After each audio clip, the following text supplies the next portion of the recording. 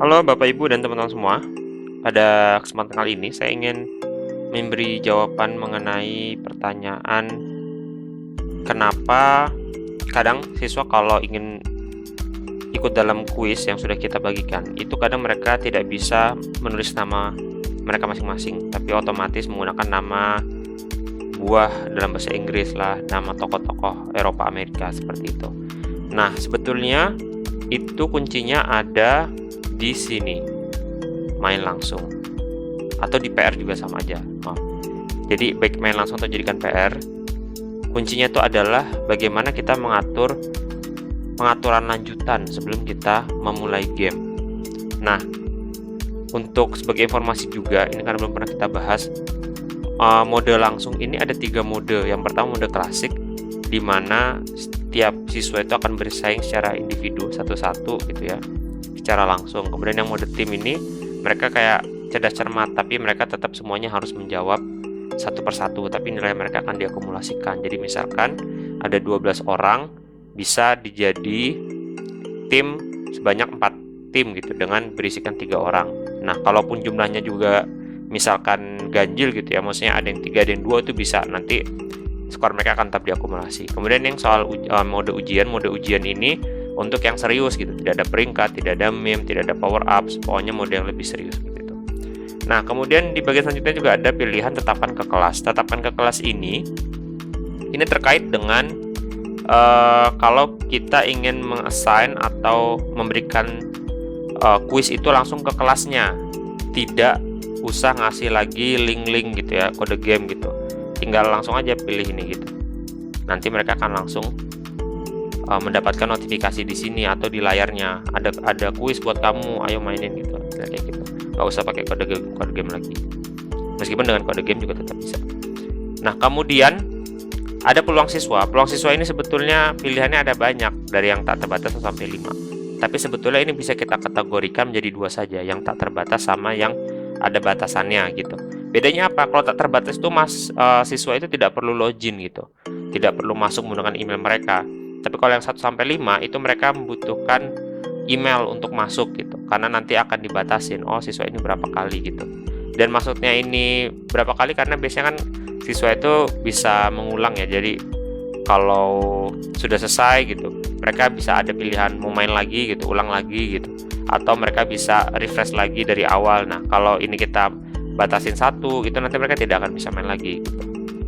Kemudian nah ini yang menjadi salah satu yang membawa kita pada topik di sini, name factory. Jadi name factory itu adalah sebuah fitur di Quizizz yang itu memungkinkan kita untuk mengatur apakah siswa itu akan menggunakan nama asli atau tidak. Nah, mungkin ada yang nanya, buat apa sih name factory ini gitu kan, jadi ribet malah kita siswa ini nggak pakai nama asli. Jadi name factory ini awalnya adalah usulan dari para guru pengguna Quizizz, yang mereka itu tetap pengen ada peringkat segala macam, tapi nggak enak gitu, karena kasihan siswa-siswa yang peringkatnya di tengah atau menengah ke bawah gitu kan. Jadi malu mungkin mereka kok peringkatnya menengah ke bawah terus gitu.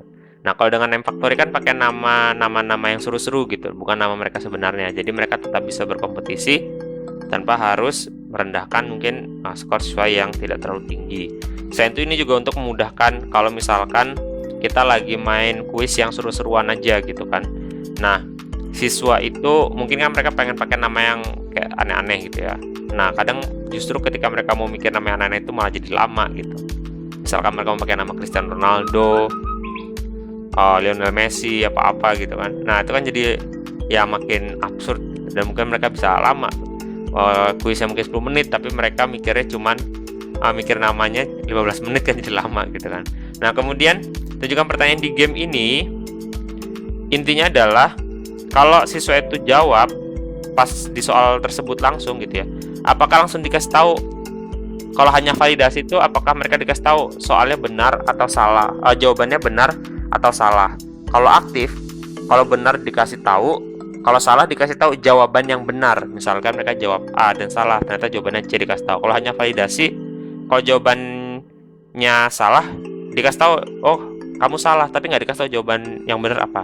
Kalau mati, baik dia benar atau salah, nggak dikasih tahu gitu. Nah, ini juga sama tunjukkan jawaban setelah babak selesai. Itu juga ada aktif, mati, atau hanya pertanyaan ini kepotong ya. Hanya pertanyaan yang benar gitu. Ini untuk yang ngasih tahu ke siswa, apakah siswa kita itu ingin dikasih tahu jawabannya atau nggak usah gitu kan. Kemudian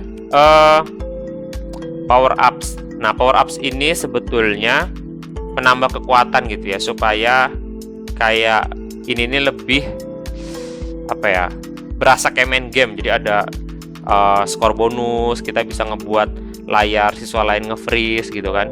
Kita bisa siswa bisa menghapus pertanyaan jawaban yang salah gitu.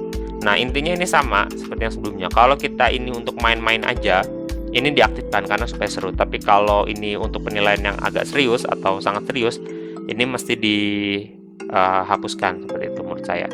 Karena aneh, masa ujian ada penambah kekuatan gitu kan.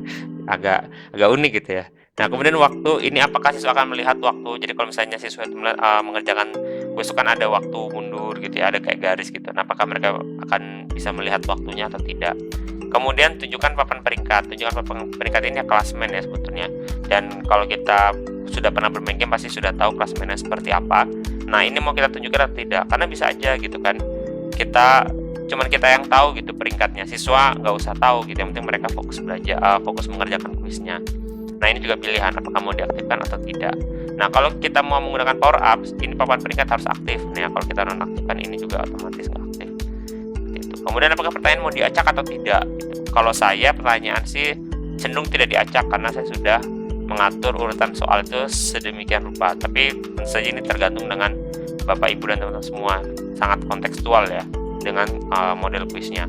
Kemudian jawaban diacak atau tidak? Kalau saya ini sangat sering saya acak gitu, karena ya untuk mengurangi potensi kecurangan. Kadang-kadang kalau siswa itu kan apa A, B, C, D gitu. Kalau diacak kan beda gitu jawabannya. Kemudian pertanyaan redemption atau penebusan. Jadi kalau redemption atau penebusan ini adalah apakah kalau siswa itu salah, jadi redemption ini siswa itu diberikan satu kesempatan untuk menjawab satu pertanyaan yang salah gitu. Jadi berapapun jumlah soal yang mereka salah jawabnya, itu mereka hanya akan diberikan satu kesempatan yang nanti itu dipilih secara acak gitu. Nah, ini mau diaktifkan atau tidak itu juga terserah dari Bapak Ibu dan teman-teman semua. Kemudian perlihatkan meme. Kalau menurut saya meme ini adalah justru salah satu fitur yang paling khas ya dari Quizizz gitu. Jadi saya hampir selalu menggunakan itu gitu. Dan ini ada beberapa pilihan meme di sini. Kemudian tapi biasanya kalau kita, karena ini mayoritas menggunakan bahasa Inggris, kita pakai yang default gitu. Nah, tapi sebetulnya kita itu bisa membuat meme sendiri gitu ya di sini gitu. Cuman nanti kita bahas di kesempatan berikutnya saja. Nah, silahkan Bapak Ibu, saya berikan, silakanlah untuk Bapak Ibu semua untuk mengeksplor semua pengaturan-pengaturan di sini gitu, karena ini menarik untuk dicoba gitu. Dan ini juga mode-modenya juga menarik untuk dicoba. Silahkan dicoba masing-masing.